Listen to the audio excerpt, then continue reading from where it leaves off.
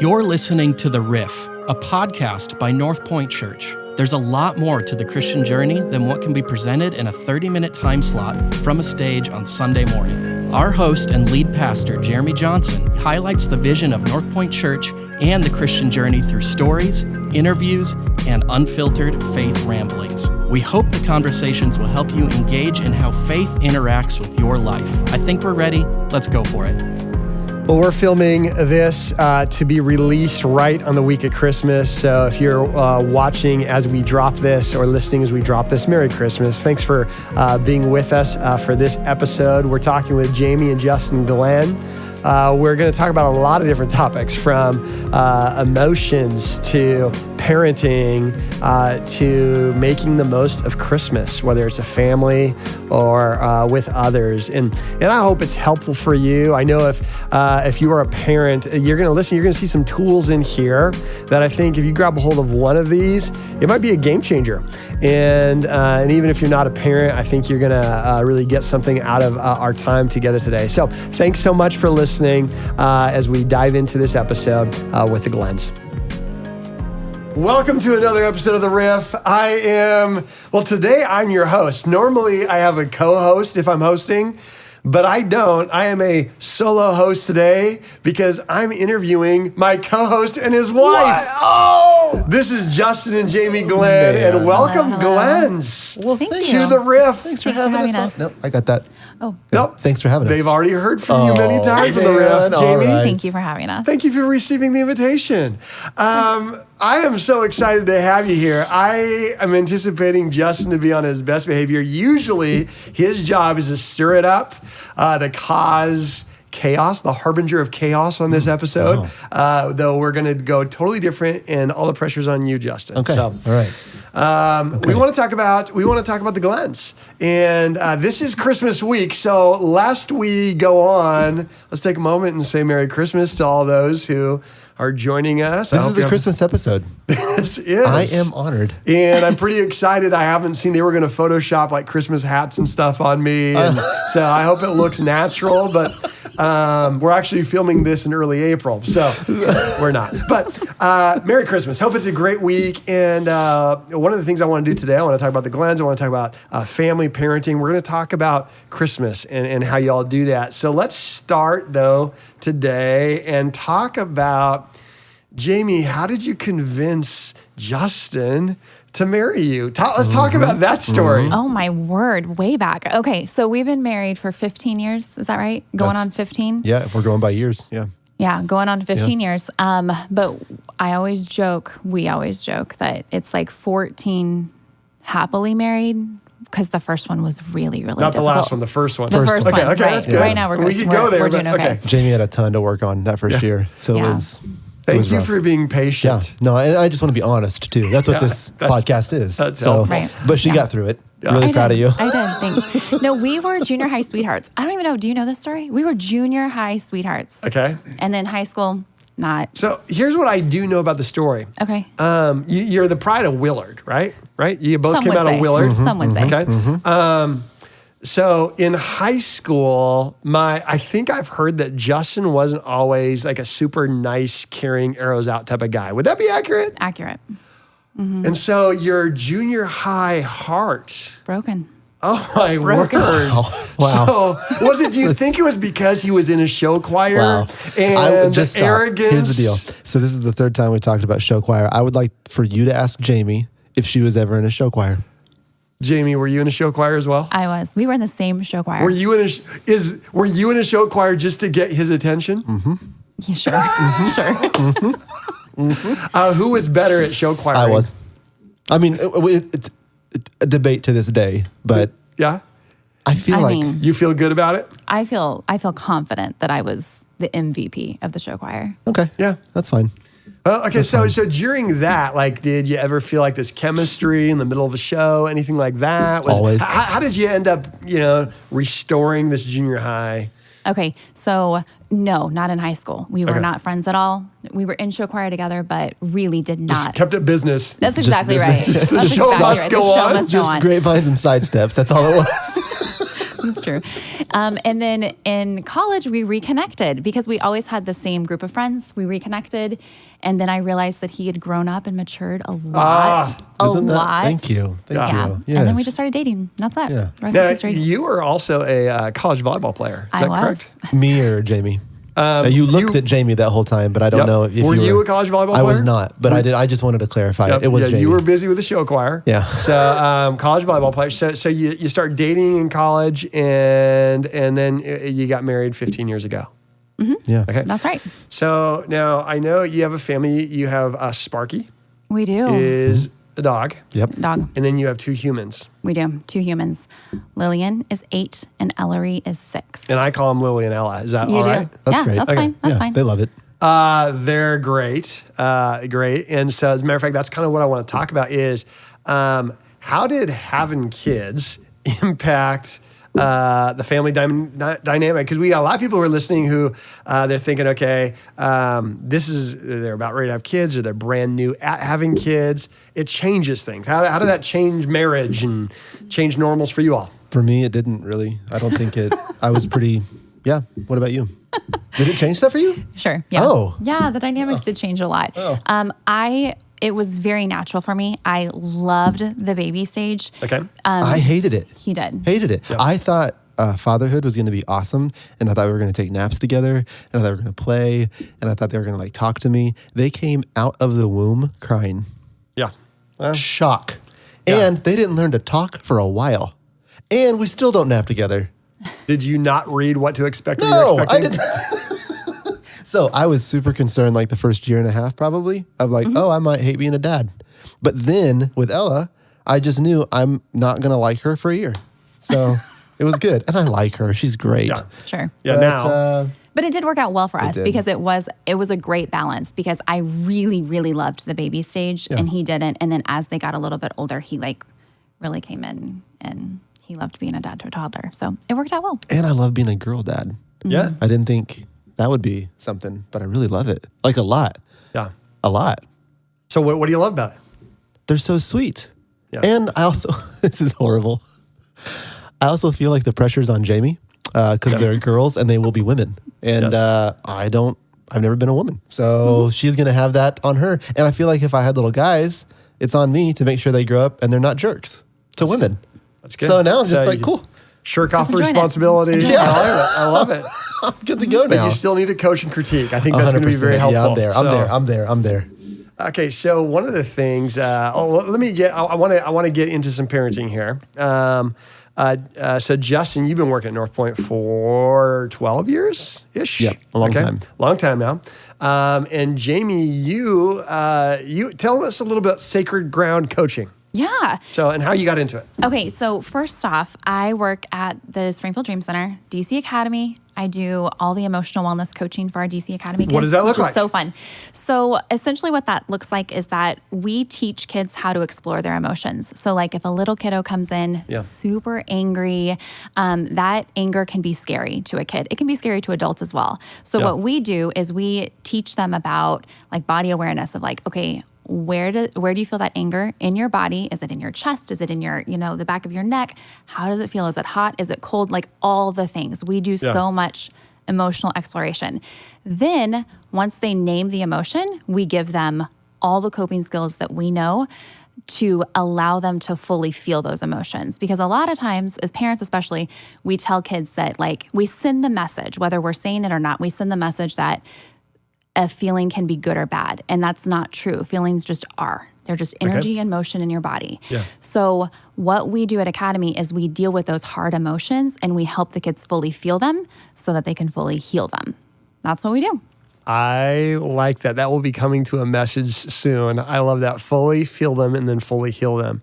Okay, walk me through this. There's a lot of people in our age group, and I'm including myself. I hope that's all right. Of course. But we didn't get that in school. And matter of fact, we were told, suck it up, get over it, those kind of things. And some people, this is kind of new because we've carried it over to our own parenting of not feeling comfortable or knowledgeable of how do we deal with emotions as a parent.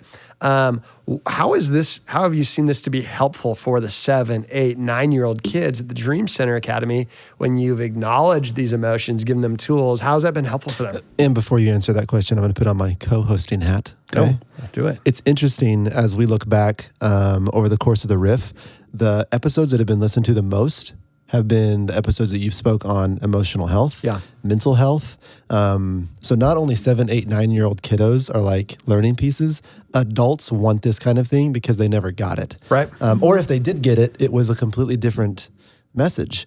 So I think it's super important. So keep answer that question. No, I think it's a broad spectrum of what this is hitting. It is, and you're right. It's super helpful for any age range. But I think the thing for us at DC Academy, and then also what I do with my coaching business, Sacred Ground Coaching, is that we give them language for it, for the emotions, for their experience. Because you know how like you'll have like an off day and you get home and you're like, I just had an off day. Well, our brain cannot process off, like quote unquote off. Our brain needs language for it. And so we also say like, feel it to heal it. We also say name it to tame it. So step 1 is name it to tame it. So you have to name your emotion. No matter what age you are, you have to name your emotion. When you name your emotion, then you get the science-y part of it, like brain integration. So both sides of your brain are now working, and now you can problem solve. So you're no longer working out of your emotional brain. You're actually bringing in the linguistics and the language part of it so that you can problem solve. Okay. So it's a game changer for kids. It really is, because they feel confident and they feel empowered, and it's no longer like, I don't know what, when I go, like I get into this like angry spiral, it can be really scary because they don't know how to handle it. But when you give them language to do so and you normalize it, then they know, they're like, I got this. I have coping skills. I know what I can do. Right. Now, I promise we're going to get into some Christmas things, but there's a tool that I know you all have used at the Dream Center Academy, and it's emotional regulator. Tell us a little bit about, where you get shaken up, and tell us a little bit about that, because that might be a great tool for any parent. Sure. Yeah. So we do. This is a great visual that we have it in every single classroom. And essentially what it is that we talk to the kids about flipping their lid. And so basically, like if you think of this as your brain, like a fist is your brain, your thumb is the amygdala, and that's the fight, flight, or freeze. And then the knuckles are your prefrontal cortex, okay? What happens is that a kid will get triggered, or an adult will get triggered, and we flip our lid and only our amygdala is working, okay? Our fight, flight, or freeze. Okay. So that can be a little bit difficult for a kid to understand. So what we do is we bring in a water bottle, sensory bottle, fill it with glitter and water, and we shake it up. And if you can visualize that, the glitter, is going crazy and swirling around, and that's what it can feel like. And so when you're dysregulated like that. Yeah. And so then you do a coping skill like deep breathing or wall pushes or throwing a medicine ball down, whatever you need in order to calm down. Your prefrontal cortex gets engaged, and then that glitter starts to like calm down and go to the bottom. It's just a great visual for kids, and also for adults. It's a great visual. That's awesome. And you can make that. You just make that on your own. Yeah, absolutely. I love the tools. I also love the stories that come out from parents, teachers we've seen at the classroom that have said, hey, when these students have discovered tools and coping options with their emotions, it changes everything. How they relate with themselves changes how they relate with others. So love what you're doing. Totally agree is, for a lot of us, what helped us survive childhood isn't what's going to help us thrive in adulthood. And we've got to figure out different ways so we can be healthy. Let's talk about parenting. Jamie, you just recently, I read a blog recently, so I don't know how recently you had written this, but it was about Christmas, and it was about helping the kids get prepared for Christmas. And I know this journey was like a 24-day journey. Mm-hmm. And we don't have 24 days before Christmas, but tell us a little bit about that and why that was important for you guys to be able to help your kids understand what Christmas is all about.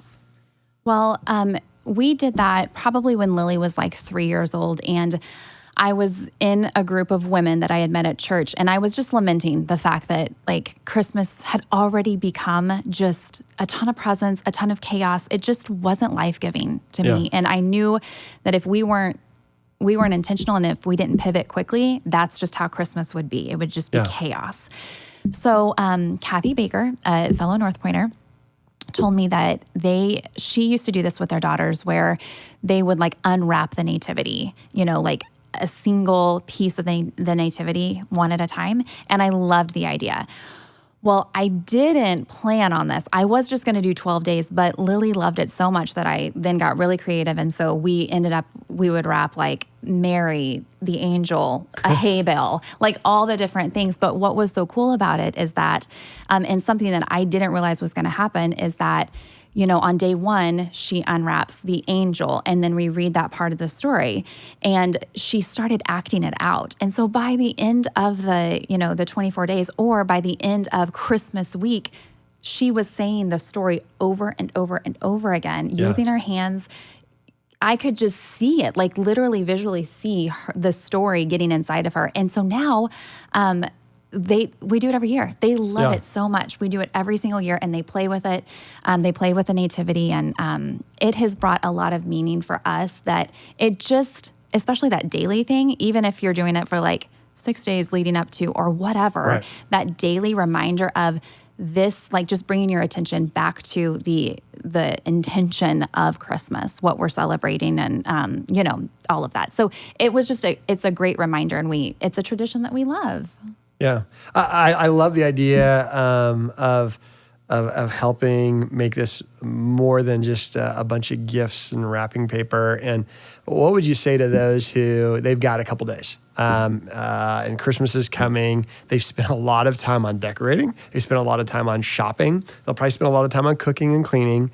What are some really quick, practical things that they can do to kind of create the right culture of, hey, this is what Christmas is about? Because I think it's so tough, because I think we look at TV shows, movies, we listen to different stories like we're talking about, and it's kind of like an Instagram or Facebook picture of Christmas and families.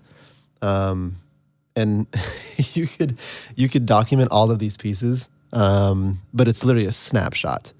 And what I'm saying this for is that you're going to feel like, at least I do, like you're not making a difference, because in those moments when we are reading a story or she's acting it out, it's probably 3 minutes in our entire day. Right. And the rest of the day is like, good night. What are we doing? Right. But it's easy to look back and look at just those 3-minute pieces. So I think that if you've got 6 days, you're going to do something and you're going to feel like you're failing, or you're going to feel like, well, that didn't make a difference. But for us, we've been consistent with it, and you do see that it makes a difference. Yeah. Even though we walked through the story, and 3 minutes in, Lily starts talking about Bria at school. I'm like, are you even listening? Yeah. The next time we do it, we're like, oh, you were listening. You actually hear every word we say, which is also why it's important as a parent to know what you're saying every word you say, because they're actually listening. So all of that is kind of a tangent, but I think intentionality, and I think having something within the family that you are making, liturgy is important. And what that is it's routine. It's like Jesus was into that. Now, he wasn't into this, like, we look at liturgy now, I think, as this like very like rule-based system. He was into rhythm. He was into ritualistic rhythm, which is liturgy. And I think that's the important part. So it really, for me, it doesn't matter what we do as long as it's consistent and intentional. Yeah. So if you've got 6 days left, you literally just sit down and you're like, what do we want to be intentional with in these next 6 days? Right. Let's be consistent with it, even when it feels like it shouldn't be consistent because it didn't feel like it worked. Right. That's not the goal of liturgy. That's not the goal of rhythm. That's not the goal of routine. You say it all the time.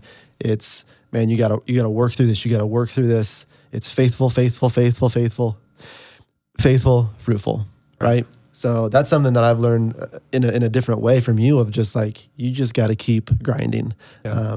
And you're not going to see the fruit until you do, right? So that's probably not super helpful because I didn't give you like ABC, but that would be in my mind. Like, that's how Jamie and I start our conversations of, and Jamie really does. I mean, let's be honest. I get the nativity scene down, but it's a crucial part right? Wouldn't you say? I'd say, yeah. Because the shelf is high. It's and really I have to get high. on a ladder. And That's awesome that you do that. Thank you so much for noticing that. Thank you. I do believe that the kids remember that. Even, what we started when our girls were about that same age is we would act out the nativity, and we do that before the Christmas presents. And for us, we tried to cram it all on Christmas morning. And so maybe that might be what, for this year, some of our listeners might do if they have kids around. But now our girls are in college, and there have been a couple times recently where we started to do the Christmas deal, and they'd look at us and be like, we're not going to act out the nativity.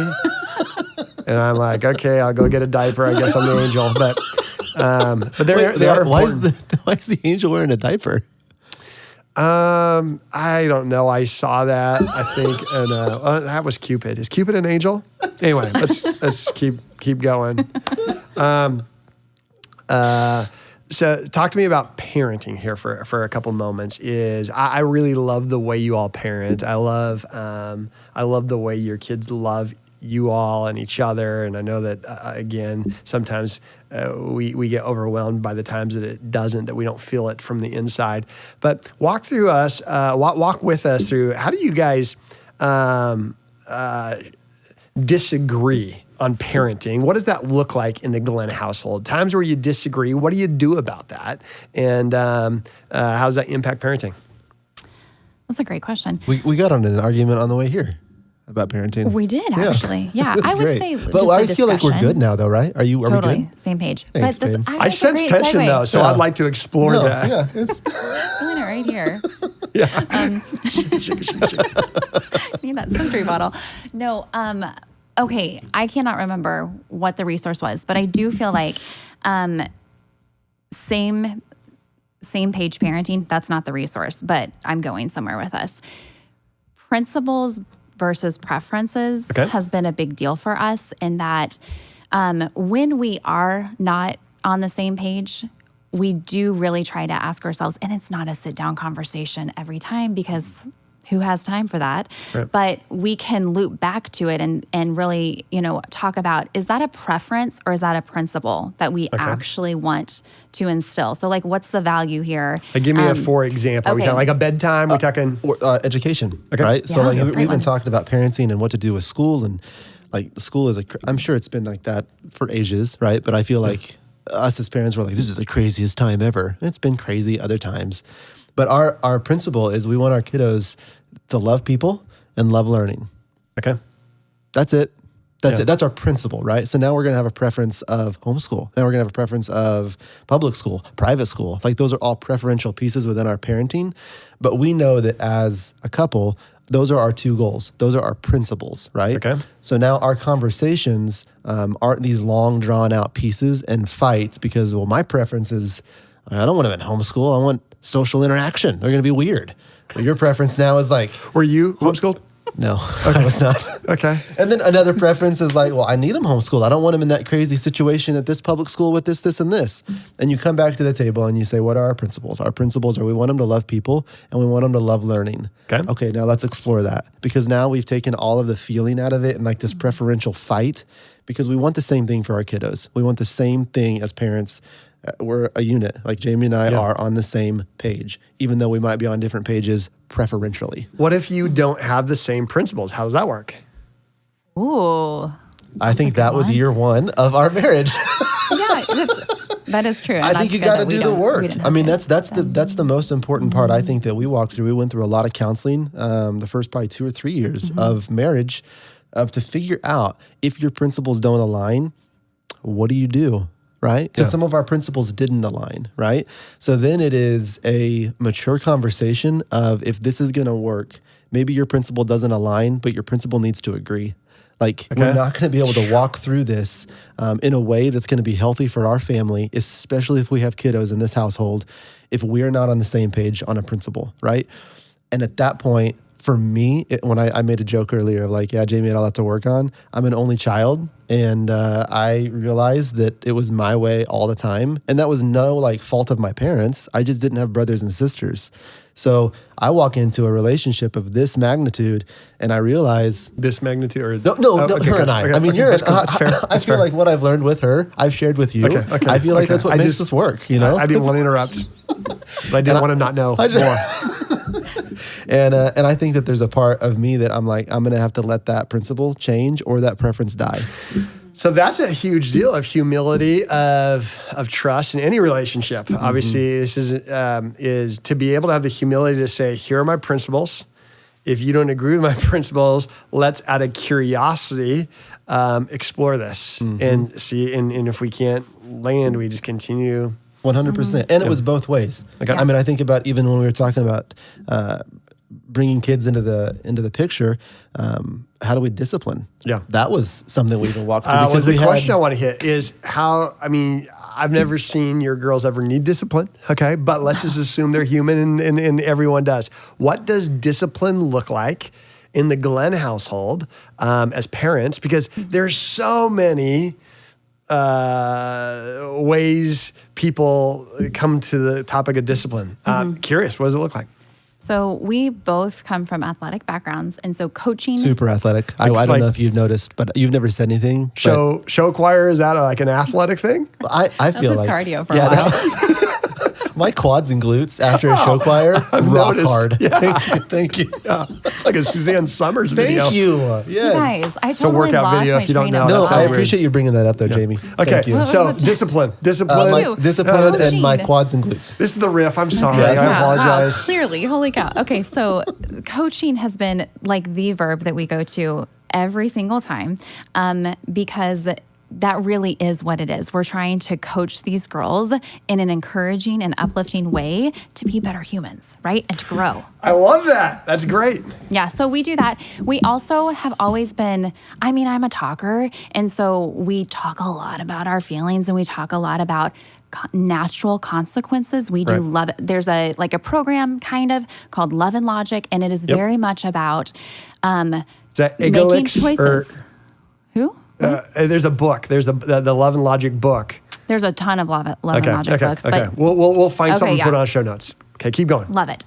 So that is a lot about giving the kids choices and then also following up with natural consequences. So our kids, like when they are quote unquote like in trouble, Lily will go, what's my consequence? You know, so like that's the language that we use. And we talk about this consequence is not to punish you. This consequence is so that next time you want to do that, you're going to think, oh, I don't want that consequence. I'm going to do something differently. Yeah. That's the whole point of discipline. And so that was also a journey for us, that like really getting on the same page of like how we want to talk to our kids and what really is the goal of that. But we are all about coaching. And so we call them coaching conversations. Okay. And so like, I'll say, okay, I'm going to need to coach that. And then we'll coach it right there in the moment.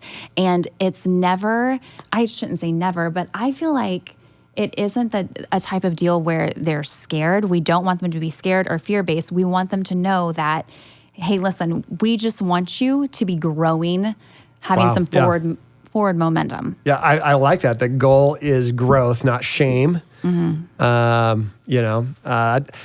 So, okay, giving kids choice. So that's a big part of this Love and Logic. At what point do you say, well, there's no choice? Are there areas where you're like, you don't have the choice right now? Or how do you determine that? With that, we walk through that a lot. There's always a choice, right? But you lead the choice. So we walked through a parenting group at North Point a couple of years ago, and we walked through with a mom, a single mom, and she was having issues. And there was this moment where her kiddo would watch TV at night and wouldn't go to bed because she was watching it. So she was like, so now the choice that I'm giving him is like, you want to go to bed or you want to watch TV? Like, well, you're asking the wrong question, right? There's a choice within your direction that you want to go. The TV is going to be turned off, period. As the parent, you're going to put the line down. Now your choice as a kiddo, hey, do you want to turn the TV off or do you want me to turn the TV off? That's the choice. That's the Love and Logic piece to it, right? Yeah. Of like, we're in this together. Right. You have a say in this conversation. I am still the parent and the adult, and I'm going to lead the conversation. Yeah. So it's not like, what do you want to do? I don't know. I don't know what. But there's a line that you've got to draw with the child still feeling like they're a part of the conversation. And they are. I mean, you want them to think about, okay, what are these options? What are these? And then if they fight back, I don't want to turn the TV off. It's like, oh no, sweetie, we're turning the TV off. Like, that's the best thing for you right now. So which one do you want to do? You want to turn it off? You want me to? And 9 times out of 10, for a Lily or an Ella, you walk through that in a way that they understand, using your language, and then they'll end up being like, all right, I don't want to turn it off. Okay, cool. Let's do that, sweetie. So it's that piece. So there's always an option, right? Mm-hmm. Even though if you still need to lead it. Yeah. You're the parent, so lead it. Yeah, your perspective, you understand the path that sometimes it's hard to see the path I need to be on when I'm right in the middle of it. Mm-hmm. I think that's great.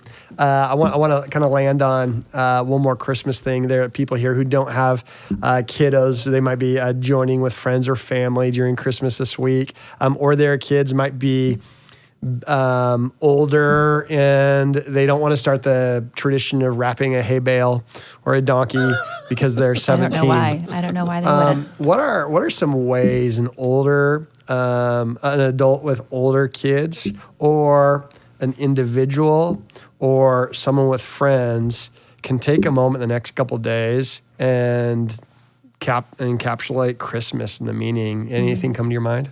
Yeah, for me, I've really been thinking about lately, and I feel like we've had conversations about micro and macro. And so taking like the micro moments and then really thinking about the macro story.